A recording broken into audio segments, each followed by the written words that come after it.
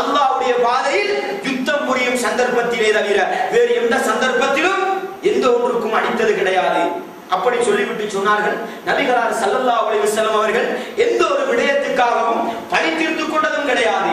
ஃபயன்தகிமு மின் ஸாஹிபிஹி, ஒரு விடயத்தை பார்த்து அவன் செய்த அநியாயத்துக்காக வேண்டி கண்டித்ததும் கிடையாது.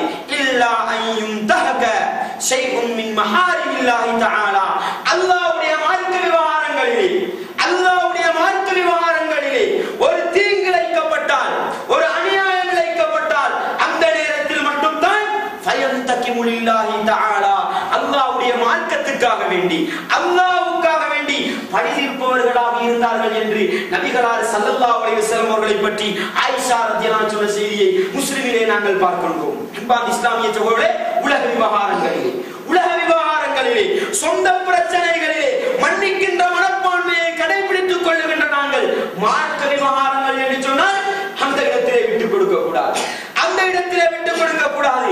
மன்னிப்பு கொடுக்கின்ற அதிகாரம் எங்களுக்கு கிடையாது. அல்லாஹ் சொல்லி காட்டுகிறானா இல்லையா? விபச்சாரம் செய்து விட்டு வந்த ஆணாக இருந்தாலும் சரி, விபச்சாரம் செய்து விட்டு வந்த பெண்ணாக இருந்தாலும் சரி, அவர்களின் விடயத்தில் இரக்கம் உங்களுக்கு வந்துவிட வேண்டாம் என்று அல்லாஹ் சொல்லி காட்டுகிறான். என்ன சகோதரர்களே காரணம்? விபச்சாரம் செய்தவர்களா தண்டனை கொடுக்க முடியுமா? கொடுக்கத்தான் வேண்டும். நபிகளார் சொன்னார்கள், என்னுடைய மகள் ஃபாத்திமா திருடி இருந்தாலும் கையை வெட்டுவேன் என்று சொன்னார்கள் நபிகளார் ஸல்லல்லாஹு அலைஹி வஸல்லம் அவர்கள். அல்லாஹ்வுடைய மார்க்கத்துக்கு முன்னால் எங்களுக்கு மன்னிக்கின்ற உரிமை கிடையாது. சிறுக்கு வைத்தவனை பார்த்து வக்காலத்து வாங்குகின்ற உரிமை, விதத்து செய்தவனை பார்த்து வக்காலத்து வாங்குகின்ற உரிமை எங்களுக்கு கிடையாது சகோதரர்களே. நபிகளார் ஸல்லல்லாஹு சொன்னார்கள், லஅனல்லாஹு மன் ஆவா மஹதிதன், லஅனல்லாஹு மன் ஆவா மஹதிதன், லஅனல்லாஹு மன் ஆவா மஹதிதன். அல்லாஹ்வுடைய மார்க்கத்திலே புதுமையை உண்டு பண்ணிய ஒரு புதுமைக்காரனுக்கு, ஒரு விதத்துக்காரனுக்கு ஒதுங்கிடம் கொடுத்தவன், வக்காலத்து வாங்கியவனை அல்லாஹ் சபிக்கிறான் என்று சொன்னார்கள். அன்பார்ந்த இஸ்லாமிய சகோதரர்களே, எனவே அல்லாஹ்வுடைய மார்க்கம் சீரழிக்கப்படுகிறதா, குர்ஆன் ஹதீஸ் புறக்கணிக்கப்படுகிறதா? அந்த இடத்தில் மட்டும் தான் தன்னுடைய கோபத்தை வெளிப்படுத்த வேண்டும். எப்படி சகோதரர்களை வெளிப்படுத்த வேண்டும்? கரத்தினால் தடுக்க முடியுமா? கரத்தினால் தடுக்க வேண்டும். நாவினால் எச்சரிக்கை செய்ய முடியுமா? நாவினால் எச்சரிக்கை செய்ய வேண்டும். உள்ளத்தினால் வெறுத்தொதுங்க முடியுமா?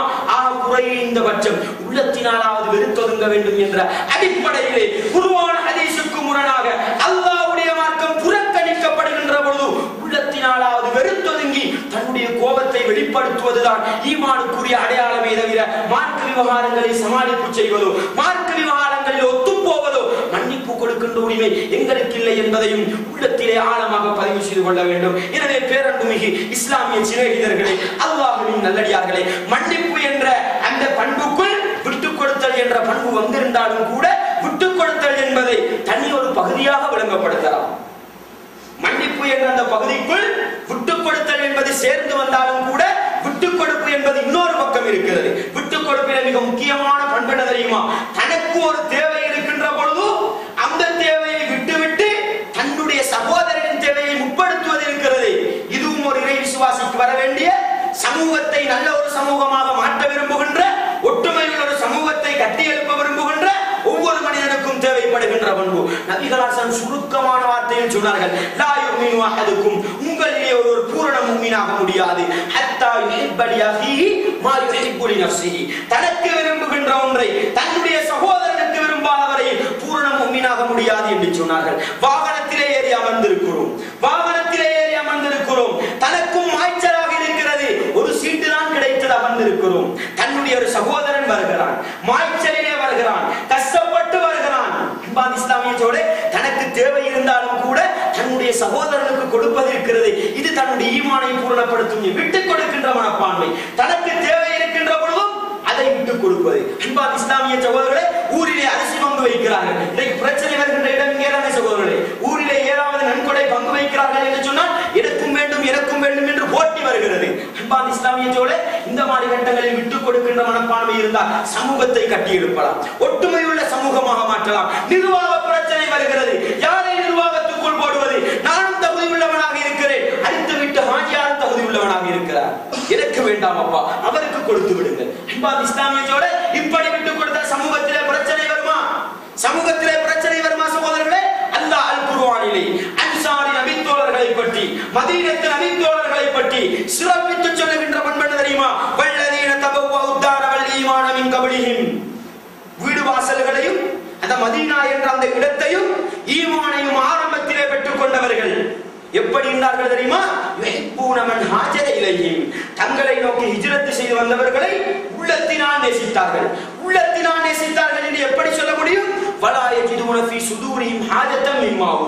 வந்தான் வருத்தான் என்று சொல்வோமே, அவர்கள் வந்து முன்னேறுகின்ற பொழுது அவர்களுக்கு கொடுக்கப்படுவதை பார்த்து உள்ளத்தில் ஒரு அளவும் பொறாமை கொள்ள மாட்டார்கள். எனவே உள்ளத்தினால் அவர்களை நேசித்தார்கள். அது மட்டுமல்ல, அடுத்தவன் என்ன தெரியுமா? தனக்கு தேவை இருந்தாலும் கூட தன்னுடைய தேவையை பிற்போட்டு விட்டு தன்னுடைய சகோதரனின் தேவையை முற்படுத்துபவர்களாக இருந்தார்கள் என்று அல்லாஹ் 59வது அத்தியாயத்தின் 9வது வசனத்திலே சொல்லி காட்டுகிறார். அன்பார்ந்த இஸ்லாமிய சகோதரர்களே, நபிகளாருடைய மஜ்லிஸிலே ஒரு விருந்தாளி வந்திருக்கிறார். அல்லாஹ்வின் தூதர் ஸல்லல்லாஹு அலைஹி வஸல்லம் அவர்கள் அந்த விருந்தாளியை உபசரிப்பதற்காக வீட்டுக்கு ஒரு ஆளை அனுப்புகிறார்கள். மனைவிமாருடைய பதில், வீட்டிலே தண்ணீரை தவிர வேறு எதுவுமே கிடையாது. நபிகளாசன் மஜ்லிஸை பார்த்து கேட்டார்கள், இந்த தோழருக்கு உதவி செய்வதற்கு யார் இருக்கிறேன்? விருந்துவாரம் செய்வதற்கு யார் இருக்கிறேன்? அபூ தல்ஹா ரலியல்லாஹு அன்ஹு எழும்பி நின்றார்கள். அல்லாஹ்வின் தூதரே, நான் இவரை கவனித்துக் கொள்கிறேன். வீட்டுக்கு அழைத்து சென்றால் வீட்டிலே பிள்ளைகளுக்குரிய உணவு மட்டும்தான் இருக்கிறது. அபூ தல்ஹா ரலியல்லாஹு எப்படி நடந்து கொண்டார்கள் சகோதரர்களே? ஈமானின் உச்சகட்டத்தை பாருங்கள். தனக்கும் சாப்பாடு தேவை, தன்னுடைய பிள்ளை குட்டிகளுக்கும் சாப்பாடு தேவை, அல்லாஹ்வுடைய தூதரின் விருந்தாளிக்கும் சாப்பாடு தேவை. யாரை முற்படுத்துவது சகோதரர்களே? யாரை முற்படுத்துவது? விட்டுக் கொடுக்கின்ற மனப்பான்மையை பாருங்கள். பிள்ளைகளை தூங்க வைத்து விடு, இருக்கின்ற ஒரு சொட்டு உணவை எங்களுக்காகவே நாங்கள் சாப்பிடாம வருவோம், நீ விளக்கை சரி செய்வது போன்று விளக்கை அணைத்து விடு, வந்திருக்கின்ற விருந்தாளி வயிறு நிறைய சாப்பிட்டு விட்டு போகட்டும். அன்பார்ந்த இஸ்லாமிய சகோதரர்களே, புகாரிலே பதிவு செய்யப்பட்டிருக்கின்ற செய்தி, கதையோ கப்சாக்களோ கிடையாது. அப்படி இரவு நடக்கிறது. காலையிலே நபிகளாரை சந்தித்த அபூ தல்ஹாவை பார்த்து நபிகள் அஸ்ஸலாம் என்ன சொன்னார்கள் தெரியுமா? பாரக்கல்லாஹு ஃபீ லைலத்திகுமா அஜிபல்லாஹு மின் ஃபியலிக்கும் அல்பாரிஹா. நபிகளார் சொன்ன வார்த்தை, நீங்கள் இரண்டு பேரும் நேற்றிரவு நடந்து கொண்ட அந்த விதத்தை பார்த்து அல்லாஹ் ஆச்சரியப்பட்டு விட்டான். இன்னும் சில அறிவிப்புகளிலே லஹிகல்லாஹு மின் ஃபியலிக்குமா, நீங்கள் இரண்டு பேரும் நடந்து கொண்ட விதத்தை பார்த்து அல்லாஹ் சிரித்து விட்டான் என்று சொன்னார்கள். பாருங்கள் சகோதரர்களே, அல்லாஹ்வுடைய சந்தோஷம், அல்லாஹ்வுடைய விருப்பம் எங்கே இருக்கிறது என்று பாருங்கள். தனக்கு ஒரு தேவை இருக்கின்ற பொழுது அதை விட்டுப்படுத்தி தன்னுடைய சகோதரனை முதன்மைப்படுத்துகின்ற பொழுது கிடைக்கின்ற சிறப்பை பாருங்கள் சகோதரர்களே, கிடைக்கின்ற சிறப்பை பாருங்கள். எனவே அன்பார்ந்த இஸ்லாமிய சகோதரர்களே, சூனவாசிகளை பற்றி சூரத்து தஹ்ரீலே அல்லாஹ் சொல்லுகின்ற பொழுது எப்படி சொல்லி காட்டுகிறான் தெரியுமா? இன்னல் அப்ரார யஷ்ரபூன மின் கஸின் கான மிஸாஜுஹா காஃபூரா. அவர்கள் சூனலோகத்திலே இருக்கின்ற காஃபூர் கலந்த அந்த பானத்தை குடிப்பார்கள். அவர்களுக்குரிய பண்பு என்ன தெரியுமா? வயுத்இமூன தஆம அலா ஹுப்பிஹி மிஸ்கீனன் வயதீமன் வஅசீரா. அல்லாஹ் சொல்லி காட்டுகிறான், தனக்கு உணவின் மீது விருப்பம் இருந்தாலும் தனக்கு ஆசை இருந்தாலும் கைதிகளையும் ஏழை எளியவர்களையும் முதன்மைப்படுத்துவார்கள் என்று அல்லாஹ் சொல்லி காட்டுகிறான். இஸ்லாமிய சகோதரர்களே, சூனவாசிகளுக்குரிய பண்பு, தனக்கு தேவை இருந்தாலும் கூட தன்னுடைய சகோதரர்களை முதன்மைப்படுத்துவது இருக்கிறது. இதுதான் விட்டுக் கொடுக்கின்ற பண்புகளில் மிக முக்கியமானது என்பதை புரிந்து கொள்ள வேண்டும். எனவே அன்பார்ந்த இஸ்லாமிய சகோதரர்களே, ஒரு பக்கத்தில் மன்னிக்கின்ற மனப்பான்மை, இன்னொரு பக்கத்தில் விட்டுக் கொடுக்கின்ற பண்பு, இந்த இரண்டும் ஒன்று சேர்ந்து விட்டால் அன்பார்ந்த இஸ்லாமிய சகோதரர்களே, சமூகத்தில் எந்த பிரச்சனையும் வரமாட்டாது, நாட்டுக்குள் எந்த பிரச்சனையும் வரமாட்டாது. இன்றைக்கு நாட்டுக்குள் பிரச்சனை தலை தூக்கி இருக்கிறது என்று நாங்கள் கவலைப்படுகிறோம். என்ன சகோதரர்களை காரணம்? விட்டுக் கொடுக்கின்ற மனப்பான்மை இல்லை. அதனால் தான் சர்வாதிகாரம், அதனால் தான் கொடுங்கோல் எல்லாம் நடக்கின்ற நிலையை நாங்கள் பார்க்கிறோம். இஸ்லாமிய சகோதரர்களே, எனவே நாங்கள் ஒரு சீரிய சமூகமாக வாழ வேண்டுமா? நபிகளார் ஸல்லல்லாஹு அலைஹி வஸல்லம் அவர்களை உள்ளத்தினால் நேசிக்கின்ற உண்மையான ஒரு சமூகமாக மாற வேண்டுமா?